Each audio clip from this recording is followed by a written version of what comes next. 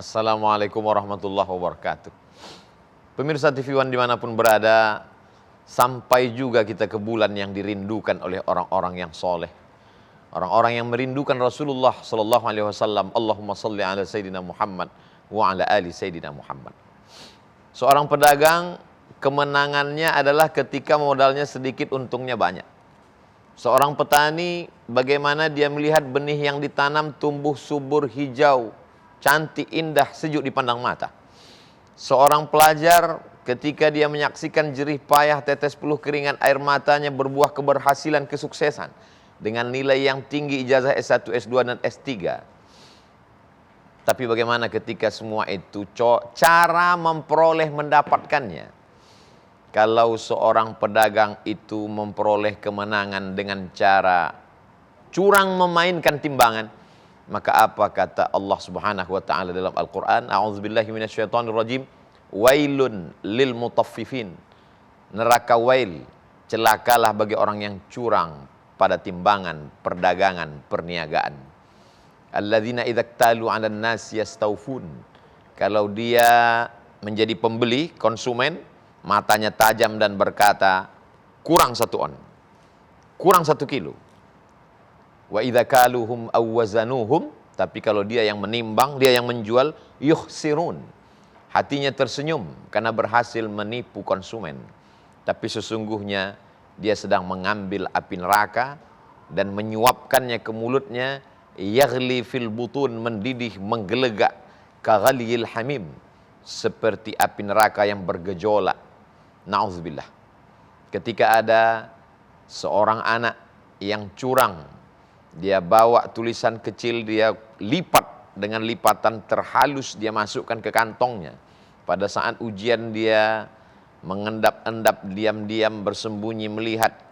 Begitu dia keluar dari kelas tersenyum karena dia sudah merasa berhasil. Maka apa kata Nabi SAW? Man ghasyana falaysa minna. Siapa yang menipu, berdusta, berbohong, menipu saudaranya seiman, falaysa minna, maka dia tidak diakui sebagai umat Nabi Muhammad sallallahu alaihi wasallam. Kata Nabi sallallahu alaihi wasallam dalam sebuah pertanyaan, ala adullukum ala akbaril kabair, maukah kamu aku tunjukkan dosa terbesar di antara yang besar? Dosa banyak, kecil, besar, ada yang terbesar. Apa itu ya Rasulullah? Kata Rasul sallallahu alaihi wasallam, al-isyraku billah, mempersekutukan Allah. Alhamdulillah, kita tidak lagi mempersekutukan Allah dengan Lata, Uzza, Manat, Hubal, Jibti, Tagut, Naham, kayu, batu, hantu.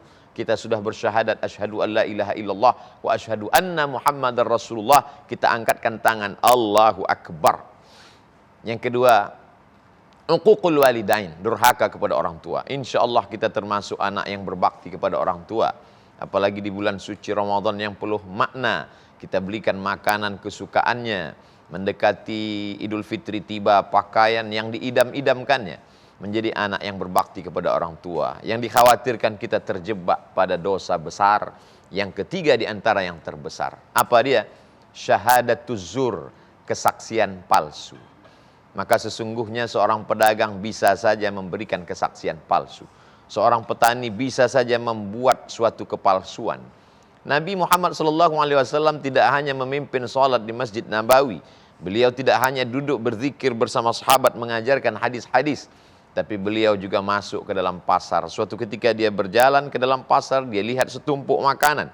Maka dia masukkan tangannya, ya sahibat ta'am, wahai pedagang makanan, apa ini di dalam? Kenapa di dalamnya basah, di luarnya kering? Semua pembeli menyangka ini bagus, berkualitas. Kata si pedagang, asabahul matar, kena hujan ya Rasulullah.